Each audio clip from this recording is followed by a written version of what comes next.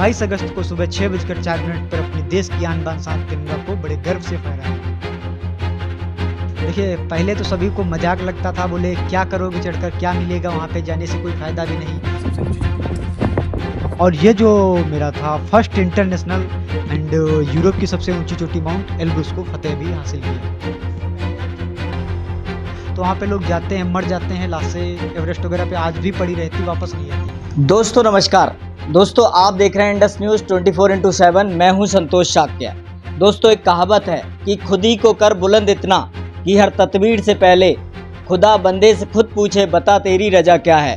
तो एक ऐसे ही व्यक्ति हमारे साथ हैं जिन्होंने यूरोप की सबसे बड़ी चोटी एल्ब्रुस को फतेह किया है, उस पर चढ़ाई की और उसे 7 दिन में पूरी की अपनी चढ़ाई और इस समय भारत लौट चुके हैं। ये चोटी जो है रूस में स्थित है और कई सारी चुनौतियों का सामना करते हुए उन्होंने ये चढ़ाई पूरी की। और ये जो चढ़ाई थी वो भारत के लिए भी एक गर्व का विषय रही और उनके लिए भी, उनके परिवार के लिए भी और उत्तर प्रदेश के लिए भी ये एक बहुत बड़ी उपलब्धि है। तो आज मेरे साथ हैं अवनीत मौर्य जी, जो एक माउंटेनियर हैं, एक पर्वतारोही हैं, चढ़ाई करते हैं और एक इस कैरियर को उन्होंने चुना है। अभी सिर्फ 21 साल के हैं और 21 साल के एक लड़के के लिए एक बहुत बड़ी उपलब्धि है। सारे भारत में और सारी सोशल मीडिया में उनकी चर्चा हो रही है। आज हमारे साथ है तो बात करेंगे सभी विषयों को लेकर। तो अभिनीत जी बहुत बहुत स्वागत है आपका Indus news 24/7। Thank you sir, जो आपने मुझे सोशल मीडिया के माध्यम से हमारी बात को रखने के लिए इस प्लेटफॉर्म दिया, बहुत बहुत धन्यवाद। बोलोगे तो सबसे पहले तो मेरी ओर से आपको बहुत बहुत बधाई कि आपने इतनी बड़ी उपलब्धि दर्ज की है। Thank you sir.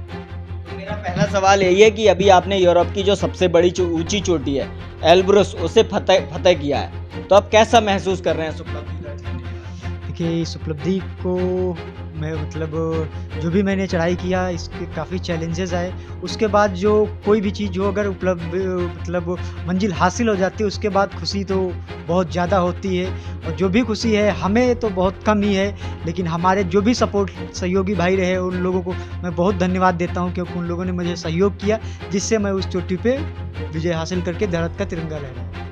आप यूरोप की सबसे बड़ी चोटी पे फतेह इस समय कर चुके हैं और आप आज भारत भी लौट चुके हैं। तो ये यात्रा जो है कितनी चुनौतीपूर्ण रही, क्या क्या चुनौतियां आई इस यात्रा का, आप एक वर्णन हमारे दर्शकों को बताएं। देखिए, माउंटेन फील्ड में या जो कठिनाइयाँ आती हैं, बहुत ज़्यादा फिजिकल चैलेंजेस बहुत ज़्यादा होती हैं, चाहे वो ऑक्सीजन लेवल के हों या फिर आपको चढ़ाई के दौरान जो भी समस्याएं आती हैं। जैसे जो माउंटेन में सबसे ज़्यादा ऑक्सीजन की प्रॉब्लम होती है। जैसे जैसे आप हाई एल्टीट्यूड पे जाते हैं तो आपका ऑक्सीजन लेवल डाउन होने लगता है, और जब बॉडी से हमारे ऑक्सीजन लेवल डाउन हो जाता है तो ऑटोमेटिक हमारी बॉडी थकने लगती है, और जब थक जाएंगे हम तो ऑटोमेटिक चढ़ाई नहीं कर सकती हैं। तो सबसे बड़ी प्रॉब्लम है कि इस माउंटेन में हम जाते हैं तो लैक ऑफ ऑक्सीजन, बॉडी का ऑक्सीजन में कमी होना, तो थकावट होती है। फिर दूसरे नंबर पे जो चैलेंजेस आते हैं फिजिकल, अगर आप फिजिकल फिट नहीं हो तो आप माउंटेन की चढ़ाई नहीं कर सकते, कोई भी खेल में नहीं जा सकते। जी, आपको क्या क्या चुनौतियाँ आई? ये जो यात्रा थी स्पेसिफिक, इस एल्ब्रुस यात्रा के दौरान आपको क्या चुनौतियाँ आई, वो थोड़ा हमारे जी, हमारा जो प्लान है, सभी लोगों को पता है कि मैं 15 अगस्त के दिन स्वतंत्रता दिवस के अवसर पे भारत के तिरंगा, आन बान शान तिरंगा को फहराने का हमारा लक्ष्य था। बट कुछ विपरीत परिस्थितियां रहीं, मौसम के कारण, वहाँ की लोकल परमिशन न मिलने के कारण हमारा जो सपना था 15 अगस्त के दिन तिरंगा न लहरा पाना, लेकिन फिर भी हमने विपरीत परिस्थितियों में हार नहीं मानी और 22 अगस्त को सुबह 6:04 पर अपने देश की आन बान शान तिरंगा को बड़े गर्व से फहराया। सबसे बड़ी चुनौती आपकी रही कि वहाँ पर आपको यात्रा की अनुमति नहीं मिली और 15 को आप नहीं चढ़ पाए, तो क्यों अनुमति नहीं मिली, क्या कारण? क्योंकि वहाँ पे ऐसा था कि 15 अगस्त और 16 के बीच में बड़ा भयंकर तूफान आने की संभावना थी, इसीलिए वहाँ पे लोकल जो गवर्नमेंट थी परमिशन न मिलने के कारण ऐसा किया। लोकल गवर्नमेंट ने आपको परमिशन नहीं दी, तो आप आज इतनी बड़ी जो यूरोप की सबसे बड़ी चोटी है उसे फतेह कर चुके हैं। इससे पहले आपने कौन कौन सी चोटियाँ फतेह की हैं और इससे पहले आपकी क्या क्या उपलब्धियाँ? इसकी जो मैंने सबसे पहले चोटी की थी वो BMC के दौरान 12,500 फीट ऊंचाई टेबल टॉप अनंतनाग डिस्ट्रिक्ट की है, जो जम्मू कश्मीर में पड़ती है। उसको पहले नंबर पे मैंने किया था। दूसरी जो है हमारी चोटी द्रास की सबसे ऊंची चोटी माउंट मचोई है, उसको भी मैंने एएमसी के दौरान किया। और जो तीसरा है केदारकंठा ट्रैक पीक, वो उत्तरकाशी डिस्ट्रिक्ट के उत्तराखंड प्रदेश में पड़ता है, उस पर मैंने इंडिया बुक ऑफ रिकॉर्ड में नाम दर्ज कराया है उस पर चढ़ाई करके। और चौथा मैंने तपोवन ट्रैक किया है। और ये जो मेरा था फर्स्ट इंटरनेशनल एंड यूरोप की सबसे ऊंची चोटी माउंट एल्ब्रुस को फतेह भी हासिल किया है। इससे पहले आप 4 चोटियां भारत की जो ऊंची ऊंची हैं उन्हें भी आप फतेह कर चुके हैं। जी जी बिल्कुल।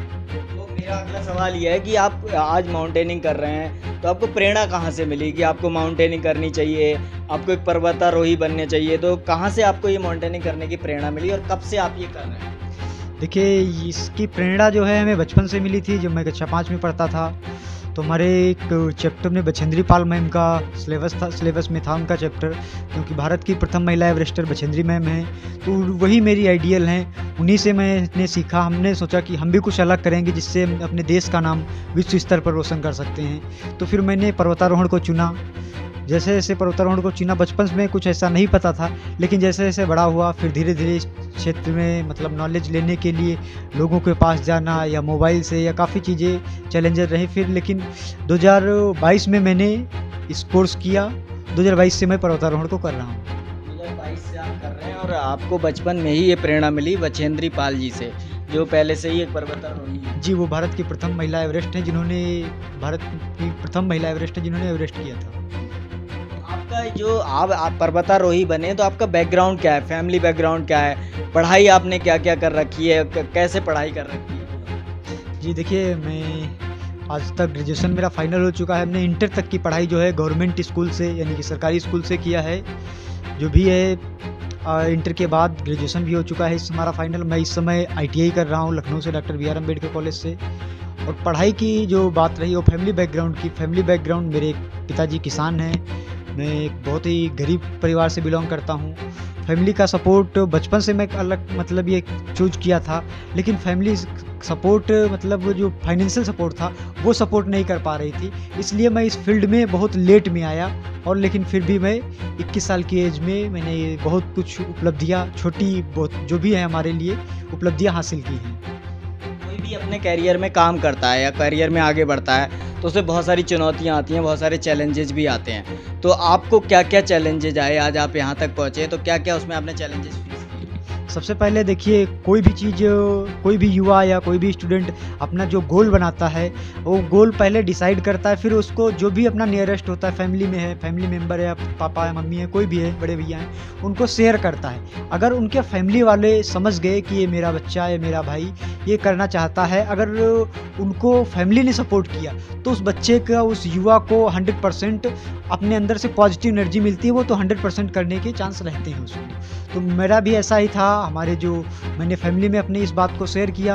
हमारे बड़े भाई नागेश्वर मौर्य जी एंड हमारी भाभी जी वैशाली मौर्य जी ने, उन्होंने मेरी बात को अच्छी तरीके से समझा और उन्होंने स्पेशली इसको फोर्स करके यूट्यूब से जानकारी लेकर और कई जगह से जानकारी लिया और फिर इसमें उनको इंटरेस्ट हुआ और मेरा 100% इस क्षेत्र में एडमिशन वगैरह कराने का मैं श्रेय उन्हीं को देता हूँ।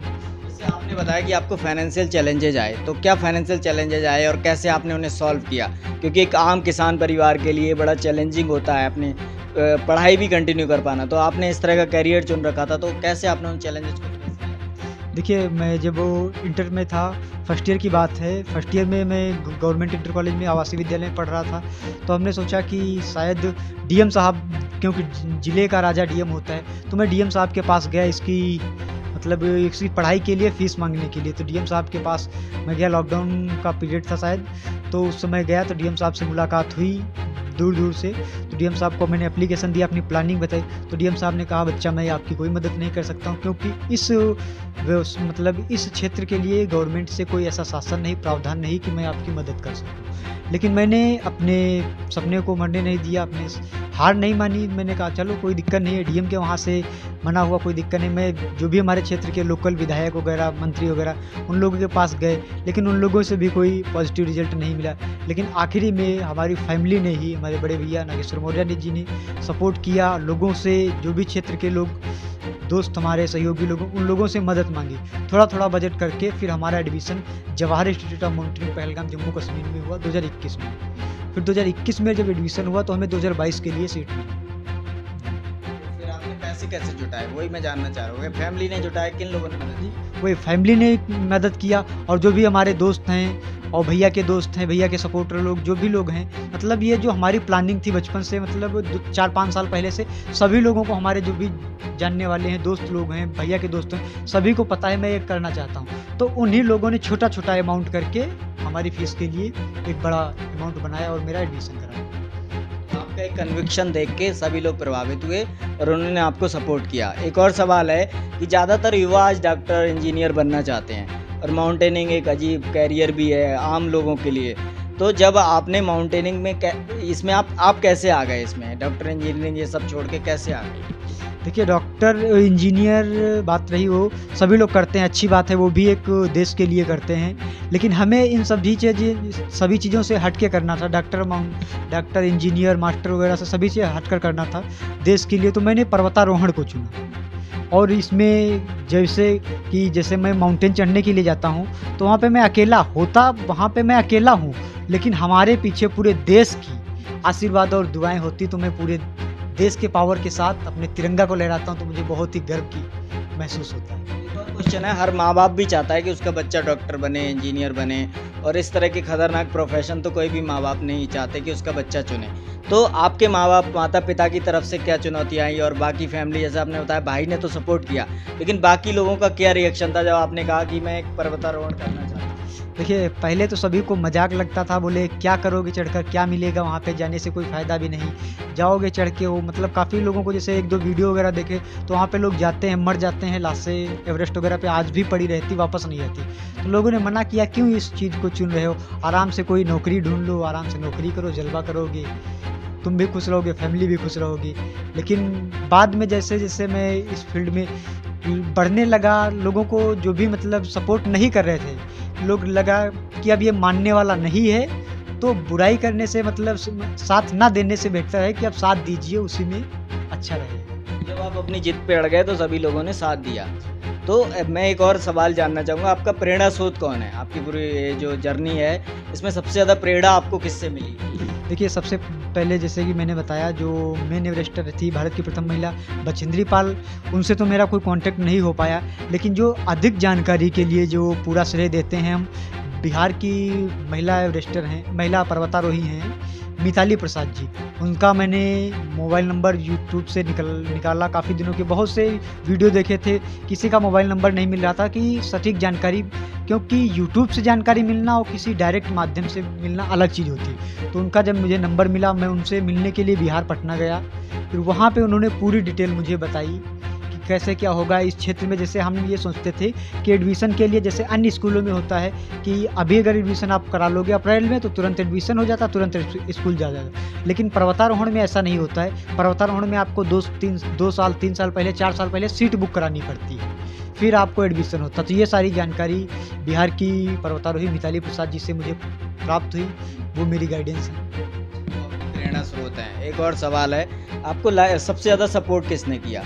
आपकी इस जर्नी में सबसे ज़्यादा सपोर्ट? सबसे ज़्यादा सपोर्ट मेरे भैया और भाभी का रहा, क्योंकि जो भी है मेरे सपने को समझने वाले वही हैं। जो मेन चीज़ होता है, जैसे मैंने बताया, कोई भी स्टूडेंट हो या फैमिली का मेंबर हो, जो अपने बच्चे को या अपने भाई को अगर उसके सपने को समझ जाता है तो वो 100% उसका सपोर्ट करेगा, और कोई भी अपने दम पे उस लक्ष्य को नहीं प्राप्त कर सकता जब तक उसका कोई सपोर्टर नहीं होता। तो मेरा उसमें भैया और भाभी का मेन रोल है, और पिताजी वगैरह सभी लोगों का सही।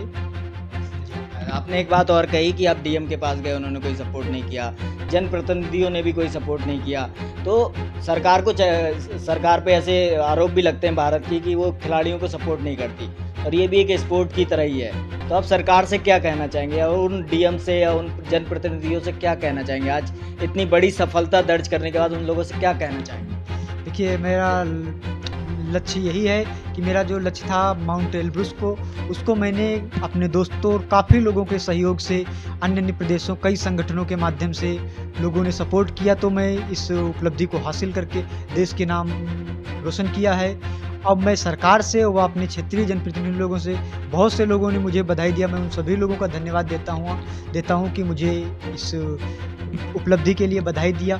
और मैं आशा करता हूँ कि गवर्नमेंट या जो भी लोग जनप्रतिनिधि हैं, मेरे अगले लक्ष्य के लिए सहायता देंगे और फिर मैं देश का नाम विश्व स्तर पर रोशन करूँगा। बहुत सारी ऐसे प्राइवेट फर्म्स या प्राइवेट कंपनियां भी हैं जो खिलाड़ियों को या माउंटेनियर्स को सपोर्ट करती हैं, तो आपको किसी प्राइवेट फर्म ने कोई स्पॉन्सरशिप दी है अभी तक? क्या उसमें क्या? नहीं, अभी तक तो किसी ने नहीं दिया और मुझे पता भी नहीं था कि प्राइवेट भी फंड मिल सकता है।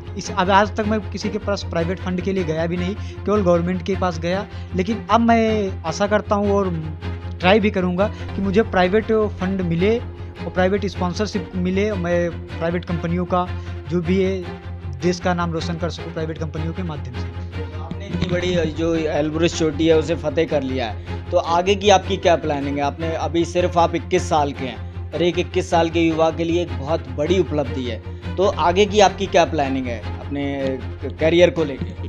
देखिए, आगे की प्लानिंग जो हमारा अगला लक्ष्य है माउंट किलिमंजारो, अफ्रीका की सबसे ऊंची चोटी पे चढ़ाई करना है। नेक्स्ट उसके बाद मैं गवर्नमेंट से ज़रूर गुजारिश करता हूँ कि वो मुझे स्पॉन्सरशिप करे और मैं अप्रैल 2024 में दुनिया की सबसे ऊंची चोटी माउंट एल्ब्रुस पर भारत का तिरंगा फहराऊं। माउंट एवरेस्ट पे आप कब फहराना चाहते हैं? 2024 में मार्च में स्टार्टिंग होती है उसकी। 2024 में दुनिया की सबसे ऊंची चोटी माउंट एवरेस्ट पे देश का नाम रोशन करके तिरंगा फहराना चाहता हूँ। तो एक लास्ट में मैं यही क्वेश्चन आपसे लेना चाहूँगा, बहुत से युवा आपको सुनेंगे इस वीडियो के माध्यम से, तो क्या मैसेज आप उन्हें देना चाहेंगे? आप एक माउंटेनिंग में इतनी बड़ी सफलता दर्ज करके आए हैं, तो देश के युवाओं को क्या मैसेज देना चाहेंगे? देखिए, देश के युवाओं का मेरा मैसेज यही है कि जैसे आप लोग हैं गरीबी के लिए गरीबी झेल रहे हैं, मैं भी गरीबी झेल रहा हूँ प्रेजेंट टाइम में और झेलता था। तो मेरा तो मानना यही है कि जो भी आपने लक्ष्य बनाया है उसको कभी भी आपको निगेटिव लोग जो भी मिलेंगे तो उसको निगेटिव नहीं लेना, उसमें भी कुछ पॉजिटिव ढूंढ के पॉजिटिव ही करना है। और पॉजिटिव सोचते सोचते देखिए, आपको लक्ष्य, वो कहावत है कि लक्ष्य एक दिन में नहीं मिलता लेकिन एक दिन जरूर मिल जाता है। तो ऐसा ही कुछ हमारे साथ भी हुआ है, एक दिन में नहीं मिला लेकिन एक दिन जरूर। जब लगातार आप कंटिन्यूसली इतने दिनों तक मैं दौड़ा, हमारी बात कम से कम 8-10 साल से मैं दौड़ रहा हूँ, तब जाके मैं इस उपलब्धि पे पहुँच पाया हूँ। लेकिन लोगों को क्या लगता है कि एक दिन में हो जाता है, ऐसा नहीं है। आप लोग भी मेहनत करिए, जैसा है वैसा मेहनत करते रहिए। और कोई भी गरीब होता है लेकिन सफलता, अगर आप सफलता के लिए सफल हो जाते हो, फिर आपकी गरीबी अमीरी कुछ नहीं देखती।